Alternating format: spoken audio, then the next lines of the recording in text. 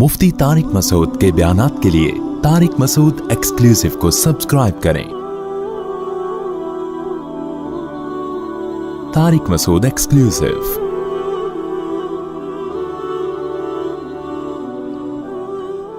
वतरकना बादहुम यौमइज़िन यमूजु फी बाद, और हम इनमें से बाज़ को, यानी जो याजूज माजूज हैं, इनमें से बाज़ को यौमइज़िन, जिस दिन ऐसा होगा, जिस दिन अल्लाह का वादा आएगा और ये दीवार टूटेगी, यमूजु फी बाज़िन, हम इनको ऐसा कर देंगे कि ये एक दूसरे में घुस रहे होंगे।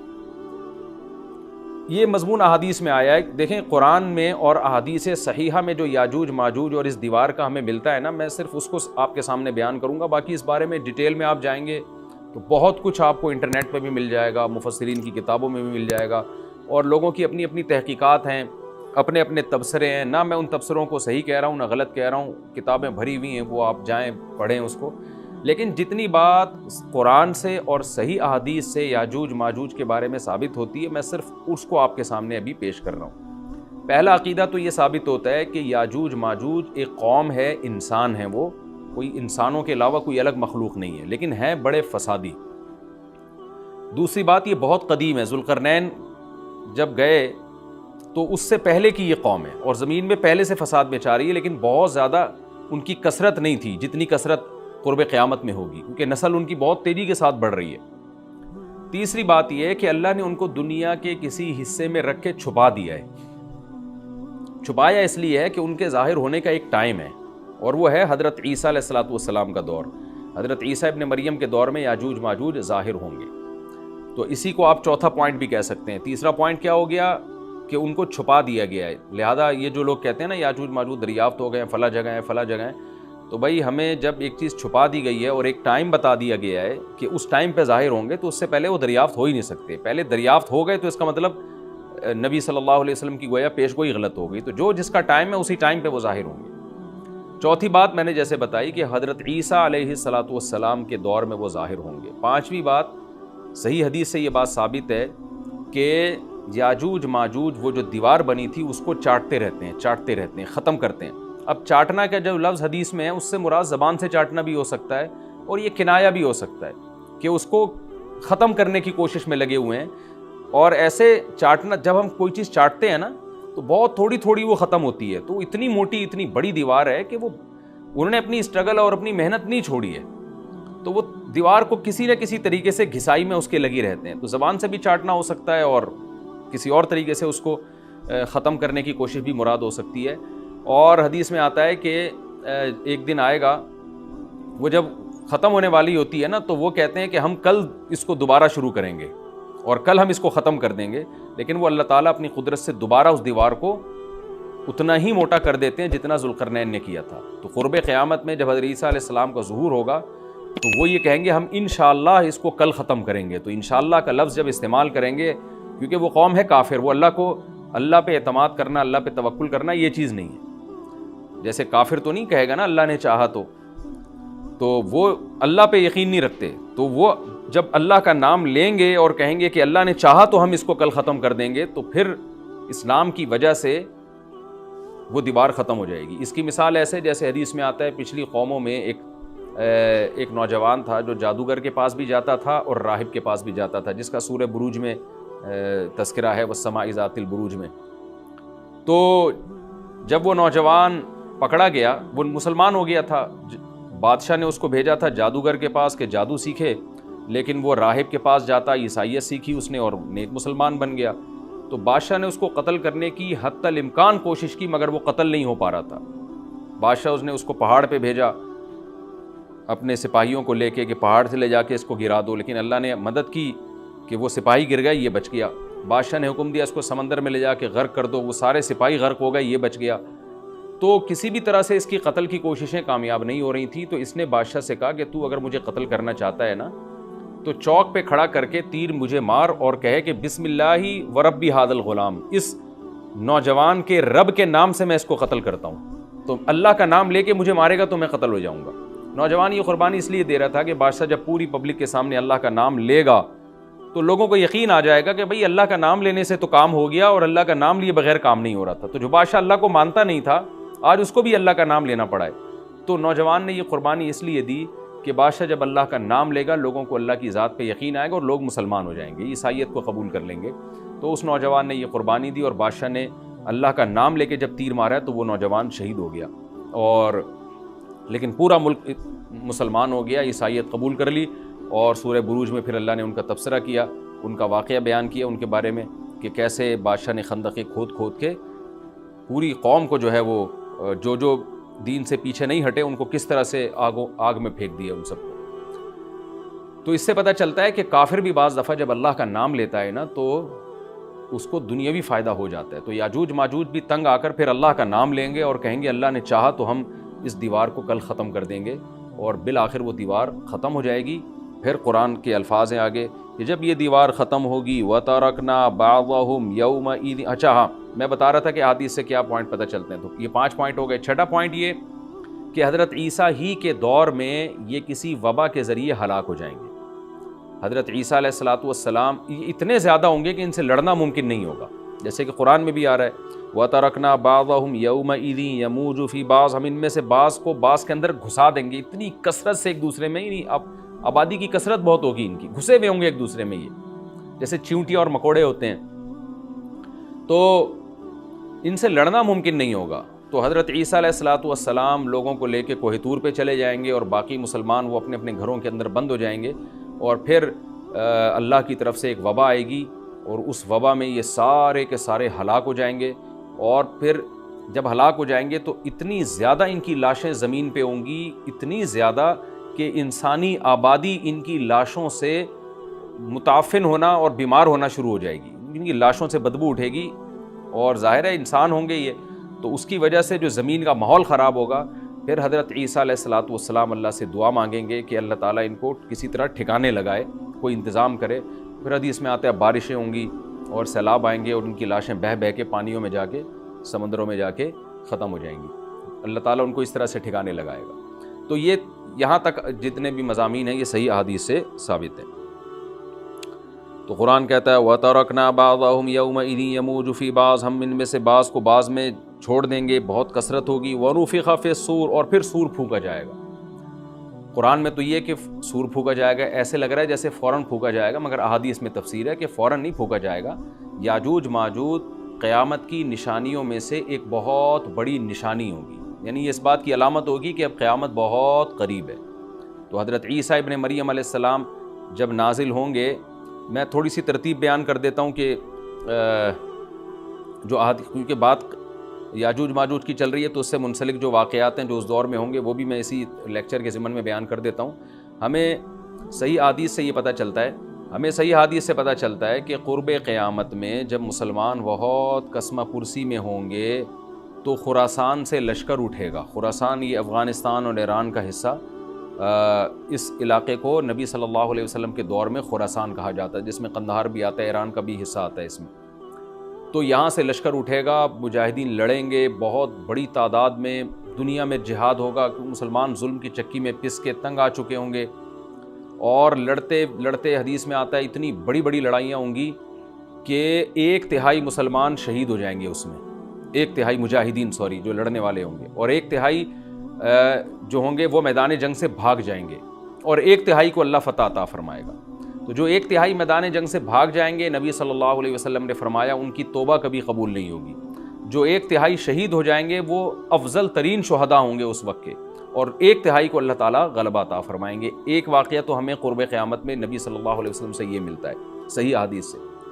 دوسرا ہمیں یہ ملتا ہے کہ قرب قیامت ہی میں مسلمان قسمہ پرسی کا شکار ہوں گے، تو تلاش کریں گے حضرت مہدی کو، کیونکہ حضرت مہدی وہ شخصیت ہیں جن پہ تمام نیک لوگ جمع ہو جائیں گے اور وہ مسلمانوں کی میدان جنگ میں کمانڈ کریں گے، جہاد میں کمانڈ کریں گے۔ تو ان کو بیت اللہ میں تلاش کیا جائے گا، وہ رسول اللہ صلی اللہ علیہ وسلم کی اولاد میں ہوں گے، اور لوگ ان کو پہچان لیں گے، اہل اللہ پہچان کر ان کو اپنا امیر بنائیں گے، اور ان کی قیادت میں پھر لڑائی اور جہاد شروع ہوگا۔ اور یہ لڑائی جب دمشق میں لڑائی ہو رہی ہوگی تو دمشق میں عصر کی نماز کے وقت حضرت مہدی، میں نے جو یہ کہا کہ دمشق میں لڑائی ہو رہی ہوگی، مقصد یہ نہیں ہے کہ دمشق کوئی میدان جنگ بنا ہوا ہوگا، مقصد یہ ہے کہ وہ مجاہدین کا لشکر دمشق میں ہوگا عصر کی نماز کے وقت، لڑائی چاہے کسی اور میدان میں ہو رہی ہو، لیکن حدیث میں ہمیں دمشق کا تذکرہ ملتا ہے۔ تو دمشق میں حضرت شام کا تذکرہ ملتا ہے اور جو قرائن ہمیں ملتے ہیں وہ دمشق کی ایک خاص مسجد ہے. وہ مسجد حضرت مفتی تقی عثمانی صاحب اور مفتی رفیع عثمانی صاحب نے اس کو ہائی لائٹ بھی کیا, لیکن وہ یقینی نہیں ہے. یہ خوب سمجھے, انہوں نے اس کا بھی تبصرہ کیا کہ اس کے بارے میں کوئی یقین نہیں ہے. تو حضرت مہدی عصر کی نماز پڑھا رہے ہوں گے, لوگ امامت میں آپ کے پیچھے کھڑے ہوں گے, یہاں تک کہ مسجد کے مینار پر, آج بھی وہ مینار موجود ہے جس کے بارے میں غالب گمان ہے کہ یہ وہ مینار ہے جہاں حضرت عیسیٰ علیہ السلام نازل ہوں گے. غالب گمان کے درجے میں کہا جا سکتا ہے, ورنہ پھر اسی کے اڑوس پڑوس میں کوئی مسجد ہوگی. میرا اگر شام جانا ہوا تو انشاءاللہ میں ارادہ ہے کہ میں ولاگ میں اس مسجد کا بھی تذکرہ کروں گا, اس جگہ کا بھی تذکرہ کروں گا, لیکن میں پہلے یہ بات بتا دوں کہ وہ 100% یقینی نہیں ہے. ایسا نہ ہو کہ اس مسجد کے مینار پہ چڑھ کے لوگ جو ہے وہ اس کے کوئی مینار کو ہی چاٹنا شروع کر دیں تبرک کے طور پہ. تو عصر کی نماز کا ٹائم ہوگا, حضرت عیسیٰ ابن مریم علیہ الصلاۃ والسلام فرشتوں کے کندھوں پہ ہاتھ رکھ کے نیچے اتریں گے نماز کے ٹائم پہ, یعنی آسمان سے مینار تک آئیں گے اور پھر مینار سے آپ کے لیے سیڑھیاں لگائی جائیں گی. سیڑھیوں کے ذریعے مینار سے نیچے اتریں گے اور لوگ ان کو پہچان لیں گے. حضرت مہدی ان کو امامت کے لیے آگے کریں گے کہ آپ اللہ کے ایک پیغمبر ہیں, آپ نماز پڑھائیے. حضرت عیسیٰ علیہ السلام انہی کو آگے رکھیں گے, اور اس طرح کا مفہوم ہے حدیث میں کہ اللہ نے اس کام کے لیے آپ کو ہی منتخب کیا. کیا مطلب یہ امامت اس امت کا حق ہے. تو حضرت عیسیٰ ابن مریم علیہ الصلاۃ والسلام کا جو کام ہوگا وہ جہاد ہے اور یہودیوں سے انتقام لینا, کیونکہ یہودیوں نے اپنے خیال میں حضرت عیسیٰ کو قتل کیا تھا, تو اللہ نے یہودیت ہی کے خاتمے کے لیے اور دجال کے خاتمے کے لیے عیسیٰ ابن مریم کو نازل کیا ہے. حضرت مہدی سے پہلے ہی دجال ظاہر ہو چکا ہوگا. دجال کے بارے میں حدیث میں آتا ہے کہ ہر پیغمبر نے اپنی امت کو دجال کے فتنے سے ڈرایا ہے. اچھا, یہ دجال ایک ایسی شخصیت ہے جس کا یہودی انتظار ہم سے زیادہ کر رہے ہیں, کیونکہ یہودی اس کو اپنے لیے نجات دہندہ سمجھتے ہیں, جبکہ حدیث میں آتا ہے کہ دجال کانا ہوگا اور اس کا خدائی کا دعویٰ ہوگا. اس کے پاس کچھ ایسی طاقتیں ہوں گی کہ مردے کو زندہ کر دے, زندہ کو مار دے. ایک طرف اس کے باغ ہوگا, ایک طرف اس کے آگ ہوگی. جو اس پر ایمان لائے گا اس کو باغ میں داخل کرے گا, اور جو اس پر ایمان نہیں لائے گا اس کو آگ میں داخل کرے گا. اور رسول اللہ صلی اللہ علیہ وسلم نے فرمایا اس کی جو آگ ہے حقیقت میں وہ جنت کا باغ ہوگا, اور اس کا جو باغ ہے حقیقت میں وہ جہنم کی آگ ہوگی. تو جو نبی کی باتوں پہ یقین کرتے ہیں وہ دجال کے فتنے سے محفوظ رہیں گے. اور حدیث میں سورہ کہف کی بھی تلاوت کا حکم ہے. جمعے کے دن جو کہف کی تلاوت کرتا ہے اللہ اس کو دجال کے فتنے سے محفوظ رکھتا ہے. اب آپ دیکھیں یہ سورہ کہف میں ہی قیامت کی علامات کا تذکرہ ہے نا, تو شاید اسی وجہ سے کیونکہ جو سورہ کہف پڑھتا رہے گا وہ یاجوج ماجوج کے واقعات بھی پڑھتا رہے گا اور اللہ کی قدرت کے واقعات بھی پڑھتا رہے گا, تو دجال کے فتنے سے اللہ اس کو اس برکت سے بچا کے رکھیں گے, فتنے سے محفوظ رکھیں گے. تو وہ ایسی طاقتیں دکھائے گا, بے وقوف لوگ اس پہ ایمان لے آئیں گے. حدیث میں آتا ہے کہ کانا کبھی بھی خدا نہیں ہو سکتا, یعنی اس کی تو ایک آنکھ ہوگی نہیں, لیکن بے وقوف لوگ اس کے یہ کچھ ظاہری کمالات دیکھیں گے, یہ نہیں دیکھیں گے کہ یہ تو شکل بھی اس کی اچھی نہیں ہے, یعنی خدا کم از کم جمال والا ہوتا ہے نا, یہ تو ہے بھی کانا. اور اس کے بڑا بڑا کافر بھی لکھا ہوا ہوگا واضح طور پر, جس سے پتہ چلے گا. لیکن احمق اور بیوقوف لوگ جیسے روحانی عاملوں کو کچھ شعبدے دیکھ کر ان پہ سے متاثر ہو جاتے ہیں نا, روحانی عاملوں کے شعبدے دیکھ کے, تو ایسے ہی دجال کے شعبدے دیکھ کے متاثر ہوں گے. تو بہت لوگوں کو, خلقت کو, بہت بڑی امت کو گمراہ کرے گا دجال. اہل اللہ کو اللہ تعالیٰ اس کے فتنے سے محفوظ رکھے گا. پھر حضرت عیسیٰ ابن مریم جب نازل ہوں گے تو وہ دجال کو قتل کریں گے. حدیث میں آتا ہے کہ نیزے کے ذریعے گھوڑے پہ بیٹھ کے قتل کریں گے. علماء نے اس حدیث کا دو مطلب بیان کیے ہیں کہ یا تو اس کا مطلب یہی ہے کہ واقعی گھوڑے پہ بیٹھیں گے, نیزہ استعمال کریں گے, اور زمین جو ہے وہ اتنی پہلے اس سے جنگیں ہو چکی ہوں گی کہ لوگ دوبارہ تلواروں گھوڑوں کی طرف آ جائیں گے. اس بات کا امکان ہے, ہر ملک ایٹمی طاقت بن چکا ہے, تو اگر یہ ایٹم بم سارے ملک آپس میں چلا دیں تو ہم دوبارہ گدے گھوڑوں والی زندگی پر آ جائیں گے. ٹیکنالوجی ساری تباہ و برباد ہو جائے گی, انسان کی ترقی. تو اس بات کا بھی امکان ہے کہ کوئی اس سے پہلے ہو سکتا ہے کوئی ایسی جنگ عظیم ہو کہ انسانیت دوبارہ پہاڑوں پتھروں کے دور میں آ جائے. لیکن ظاہر یہ معلوم ہوتا ہے کہ رسول اللہ صلی اللہ علیہ وسلم نے جو کلام کیا ہے, ظاہر ہے اس دور کے لحاظ سے جو لوگوں کے, جہاں تک جو لوگوں کی مینٹل اپروچ ہے وہاں تک, تو نبی صلی اللہ علیہ وسلم میزائل یا اور ٹینکوں کا تذکرہ کرتے تو کیا سمجھ میں آتا. تو گھوڑے سے مراد ہے جو اس زمانے کا گھوڑا ہوگا, اور نیزے سے مراد ہے اس زمانے کا جو اسلحہ ہوگا, کیونکہ نیزہ نبی کے دور کا ایک مناسب اسلحہ تھا اور گھوڑا نبی کے دور کی میدان جنگ کی ایک مناسب سواری تھی. تو اس سے یہ بھی پتہ چلتا ہے کہ ہو سکتا ہے عیسیٰ ابن مریم نیزے کے بجائے کلاشنکوف کا استعمال کر لیں. تو یعنی وہ نیزہ جو ہے وہ اس کلاشنکوف کی یا جو بھی اسلحہ اس وقت حضرت عیسیٰ ابن مریم استعمال کریں گے اس کی ایک تعبیر ہے, تو اس کا بھی پورا امکان ہے. تو ہمیں بہرحال اتنا ایمان ہمارے لیے ضروری ہے کہ دجال کو قتل کرنے والی جو ذات ہے, جو شخصیت ہے, وہ عیسیٰ ابن مریم علیہ الصلاۃ والسلام. تو تو حضرت عیسیٰ کے ذریعے اللہ تعالیٰ دجال کو قتل کریں گے، اور حضرت عیسیٰ کی قیادت میں زبردست جہاد ہوگا۔ حدیث میں آتا ہے کہ عیسیٰ ابن مریم اس دنیا کو امن سے بھر دیں گے، اتنا امن ہو جائے گا اور اتنی مالی فراوانی ہوگی، اتنی مالی، کیونکہ دنیا میں مال بہت ہے، ڈسٹریبیوشن صحیح نہیں ہے، جو تقسیم ہے نا مال کی وہ ظالمانہ ہے، جس کی وجہ سے غریب غریب سے غریب تر ہے، امیر امیر سے امیر تر ہے۔ حضرت عیسیٰ ابن مریم ایسا نظام قائم کریں گے کہ جس سے مال کی صحیح تقسیم، اور لوگ اٹھیں گے زکوٰۃ کا مستحق تلاش کریں گے اور لوگوں کو زکوٰۃ کا مستحق نظر نہیں آئے گا، غریب تلاش کرنا مشکل ہو جائے گا۔ یعنی ایک آدمی، حدیث کے مفہوم ہے کہ زکوٰۃ لے کے گھومتا رہے گا اور اس کو کوئی غریب نہیں ملے گا، اتنی مالی فراوانی ہو جائے گی۔ پھر ترمذی کی روایت میں آتا ہے کہ اللہ کی طرف سے برکتیں ایسی نازل ہوں گی کہ بڑے بڑے انار پیدا ہوں گے، بڑے بڑے انگور پیدا ہوں گے، زمین اپنی برکتیں کھول دے گی، اور حضرت عیسیٰ علیہ السلام خنزیر کو بھی دنیا سے ختم کر دیں گے، خنزیر کی نسل کو ختم کر دیا جائے گا، وَيَضَعُ الْجِزْيَةَ، اور جزیہ کا نظام ختم، اما الاسلام و اما السیف، یا تو تلوار یا اسلام، اس کے علاوہ نہیں۔ تو نبی صلی اللہ علیہ وسلم کو اللہ نے جس مقصد کے لیے دنیا میں بھیجا تھا، اس مقصد کی جو تکمیل ہے وہ عیسیٰ ابن مریم کے ذریعے۔ باقی اس میں حکمتیں کیا ہیں اس پر میرے الگ سے بیانات موجود ہیں کہ اللہ نے حضرت عیسیٰ ابن مریم کا انتخاب کیوں کیا اس کام کی تکمیل کے لیے، اسی امت میں کوئی کیوں منتخب نہیں کر لیا، یا یہ کہ پیغمبر صلی اللہ علیہ وسلم ہی کے ذریعے پوری دنیا میں اسلام کو غالب کر دیا جاتا، اس میں کیا حکمتیں ہیں اس پر میرے الگ سے بیانات موجود ہیں۔ ابھی تو میں کوشش کرتا ہوں کہ تفسیر سے میں جو ٹو دا پوائنٹ بات ہے اس سے یہاں اس لیکچر میں نہ ہٹوں۔ تو اسی وقت حضرت عیسیٰ ابن مریم اس کو یاجوج ماجوج کو قتل کریں گے اور دنیا انصاف سے بھر جائے گی، اور اللہ تعالیٰ نے جو پیغمبروں کو دنیا میں بھیجا تھا اس کا مقصد کیفیت اور کمیت دونوں لحاظ سے حاصل ہو جائے گا۔ اس کے بعد پھر آہستہ آہستہ دنیا میں زوال شروع ہوگا، اور پھر جب پوری دنیا کے لوگ زوال کا شکار ہوتے ہوتے کفر کی طرف جائیں گے، گناہوں کی طرف، اور حدیث میں آتا ہے جب تک ایک شخص بھی اللہ کا نام لینے والا ہوگا اس دنیا پر قیامت نہیں آئے گی، یہاں تک کہ آخری شخص جب دنیا سے اٹھے گا جو اللہ کا نام لیا کرتا تھا، تو اس کے بعد اللہ تعالیٰ سور پھونکیں گے، جبریل کو حکم دیں گے سور پھونکنے کا، اور اس دنیا کو تباہ و برباد کر دیا جائے گا۔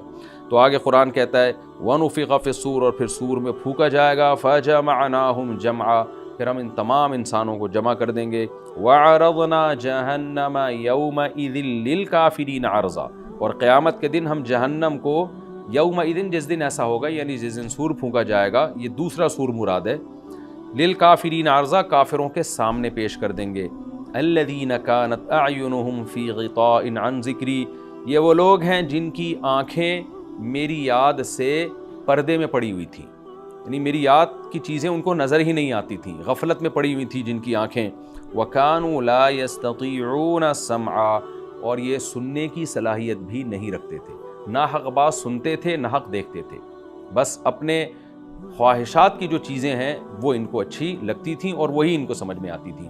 تو یہ ہمارا رکوع الحمدللہ کمپلیٹ ہو گیا۔ اس رکوع میں ہمیں بہت سارے اسباق ملتے ہیں، میں نمبر وار اس کو مختصراً بیان کر دیتا ہوں۔ پہلی بات تو یہ کہ دیکھیں اللہ تعالیٰ نے کیسے کیسے بادشاہ دنیا میں بھیجے ہیں اور کتنے پاورفل بادشاہ۔ حضرت ذوالقرنین کا نام ہی قرن والا، دو کناروں والا، زمین کے بہت بڑے حصے کو حضرت ذوالقرنین نے فتح کیا۔ اور اللہ کے نیک بندے کیسے اللہ کے راستے میں لڑتے رہے ہیں۔ تو یہ جو لوگ بیٹھ جاتے ہیں نا بس عبادت کرو اور لڑائی وڑائی اسلام میں ہے ہی نہیں، یہ دنیا میں کوئی بھی عقل مند اس نظریے کا حامی نہیں ہوگا۔ تو طاقت اور قوت کی اسلام میں بہت زیادہ اہمیت ہے۔ اس سے ہمیں یہ بھی پتہ چلتا ہے کہ اپنے ملک کی، خاص طور پر اسلامی ملک کی جو فوجی قوتیں ہیں، جو فوجی طاقتیں ہیں، ان کی ہمیں قدر کرنی چاہیے، کیونکہ اگر کوئی بھی ملک عسکری لحاظ سے کمزور ہو جائے، کیونکہ اللہ تعالیٰ تو جو عسکری لحاظ سے طاقتور قومیں تھیں اللہ نے ان کا کتنا تذکرہ کیا، ہاں وہ اللہ کے باغی نہ ہوں۔ تو اسلامی ملک میں کوئی بھی اسلامی کنٹری ہے، چاہے سعودی عرب ہے، چاہے پاکستان ہے، چاہے ترکی ہے، کوئی بھی اسلامی کنٹری ہے، اس کی فوج کی قدر کرنی چاہیے، کیونکہ اسی کی وجہ سے ملک کا بارڈر محفوظ ہوتا ہے۔ اگر مسلمان عسکری لحاظ سے کمزور ہونا شروع ہو جائیں تو کافر ہمیں گاجر مولی کی طرح کاٹنا شروع کر دیں، اسلام دشمن قوتیں ہمیں کھا جائیں، ختم کر دیں ہمیں کھا کے۔ تو نیک قوتوں کو اپنی بقا کے لیے ہمیشہ سے ایک اسلحے کی اور طاقت کی ضرورت رہتی ہے، اس کی اہمیت اسلام میں بہت زیادہ ہے۔ موسیٰ علیہ السلام کے بعد کتنے بڑے بڑے جنگی کمانڈر پیدا ہوئے، ذوالقرنین کا اللہ نے کیسا تذکرہ کیا۔ ذوالقرنین کی عبادت کا کہیں بھی تذکرہ نہیں، حالانکہ وہ بڑے عبادت گزار بھی تھے۔ داؤد علیہ السلام کی عبادت کا تذکرہ بھی ہے، ان کی تلوار اور طاقت کا تذکرہ بھی ہے۔ تو اللہ تعالیٰ جہاں عبادت کا تذکرہ کرتے ہیں تو طاقت اور قوت کا بھی تذکرہ کرتے ہیں. اس سے عسکری لحاظ سے اپنے آپ کو مضبوط کرنے کی اہمیت کا ہمیں پتہ چلتا ہے کہ اسلام میں اس کی بڑی اہمیت ہے. کسی بھی اسلامی ملک کی فوج کا مورال کسی بھی لحاظ سے ڈاؤن نہیں ہونا چاہیے, اور عسکری لحاظ سے وہ کسی بھی لحاظ سے کمزور نہیں ہونی چاہیے, اور اس کو چاہیے کہ اعدوا لهم ما استطعتم من قوہ پر عمل کرے, کہ قرآن کہہ رہا ہے روز بروز اپنی طاقت اور قوت میں اضافہ کرنے کی کوشش کرو. اس سے مسلم قوم کو کبھی بھی غافل نہیں ہونا چاہیے, اور کوئی بھی ایسا کام جس سے مسلمان قوتیں اور طاقتیں کمزور ہونا شروع ہو جائیں, اس کام سے ہمیں بچنا چاہیے.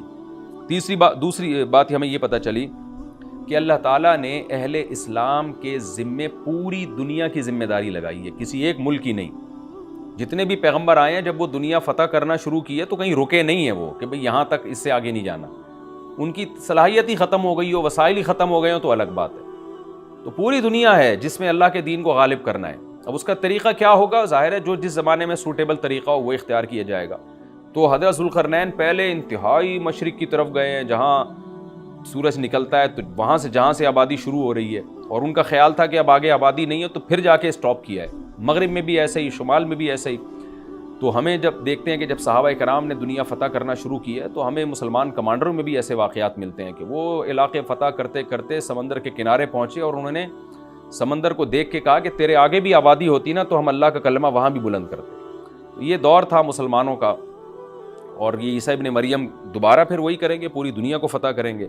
تو حضرت ذوالقرنین کے اس واقعے سے پتہ چلتا ہے کہ پوری دنیا کی ذمہ داری اللہ نے ہمیشہ سے اہل اللہ پہ لگائی ہے, اور وہ پوری دنیا میں اللہ کے دین کو غالب کرنے کی کوشش میں ہمیشہ سے لگے رہے ہیں. تیسری بات ہمیں پتہ چلتی ہے کہ اسباب اور وسائل کی اہمیت.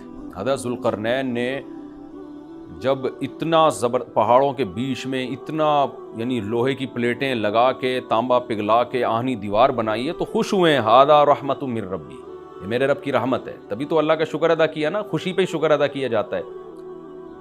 تو اس سے یہ بھی پتہ چلتا ہے کہ سائنس اور ٹیکنالوجی, دیکھیں یہ کام ٹیکنالوجی کے بغیر ممکن نہیں تھا. تبھی تو اس قوم نے کہا نا ذوالقرنین سے کہ ہم پیسے آپ کو دیں گے, لیکن ہمارے پاس وہ وسائل نہیں ہیں, وہ ٹیکنالوجی نہیں ہے ہمارے پاس. اور بظاہر ایسا لگتا ہے کہ ان کے پاس لوہا بھی تھا, تانبا بھی تھا, کیونکہ حضرت ذوالقرنین اب یہ تو نہیں ہے نا کہ زمین کے مشرق کی طرف دوبارہ لوہا جمع کرنے گئے ہوں, تو وہیں سے جو کچھ ہوگا نکالا ہوگا. تو وسائل اس قوم کے پاس تھے, ٹیکنالوجی نہیں تھی کہ اس لوہے کو اور اس تانبے کو پگھلا کے دونوں پہاڑوں کے بیچ میں پلیٹیں کیسے بنانی ہیں اور ان کو کیسے ان کے بیچ میں تانبا کر کے کہانی دیوار بنائی ہے, یہ ٹیکنالوجی ان کے پاس نہیں تھی. تو اس سے ہمیں ٹیکنالوجی کی ویلیو کا بھی پتہ چلتا ہے. آج مسلمان اس میں بھی بہت پیچھے چلے جا رہے ہیں اور اس کو مذہب سمجھنا شروع کر دیا ہے. یہ بات بھی غلط ہے. حضرت ذوالقرنین نے اتنی طاقت اور قوت کا استعمال کیا اور اتنے زبردست طریقے سے اس وقت جو بھی اس سوٹیبل ٹیکنالوجی تھی اس کا استعمال کر کے دو پہاڑوں کے بیچ کے راستے کو بند کر دیا, اور اس پہ خوشی منائی حضرت ذوالقرنین نے. یہ نہیں کہا کہ بھئی اس سے کچھ بھی نہیں ہوتا, اصل میں تو بس انسان کو چاہیے کہ وہ اللہ اللہ کیا کرے بیٹھ کے, اور یہ کیا اللہ سے بس مدد مانگو, اللہ ہی. یاجوج ماجوج کے بارے میں ان کو کہہ دیتے ذوالقرنین کہ تم سب رات کو تہجد میں اٹھ کے دعائیں مانگو, اللہ یاجوج ماجوج سے تمہیں بچا لے گا. نا, حضرت ذوالقرنین نے کہا دعائیں بھی مانگو, یقیناً حکم دیا ہوگا دعائیں مانگنے کا, لیکن ہم پورے اسباب اور وسائل استعمال کریں گے, لوہے کی پلیٹیں بنائیں گے, تانبے کو پگھلائیں گے, اوپر چڑھائیں گے اور اس طرح سے پوری مضبوط دیوار بنائیں گے. آج مسلمان ہاتھ پہ ہاتھ رکھ کے بیٹھ گیا ہے اور وظیفوں میں اور جو ہے بس وہ چند صبح شام کے وظیفے پڑھ کے وہ سمجھتا ہے کہ ساری دنیا کے سارے مسائل کا حل اس سے ہو جائے گا. ایسا نہیں ہے, آپ کو بہت زیادہ ترقی کرنی ہے, بہت زیادہ اسباب و وسائل میں آپ کو غیر مسلموں سے آگے نکلنا ہے. جیسے کہ قرون اولیٰ کا مسلمان نکلا تھا, تبھی اللہ نے اس کے لیے دنیا میں فتوحات کے دروازے کھولے تھے. تو اللہ ہمارے لیے فتوحات کے دروازے جبھی کھولے گا جب ہم عبادت کے ساتھ ساتھ سائنس اور ٹیکنالوجی کے میدان میں بھی آگے بڑھنے کی کوشش کریں. اور ہمیں قرب قیامت کی علامتیں بھی اس رکوع میں پتہ چلتی ہیں.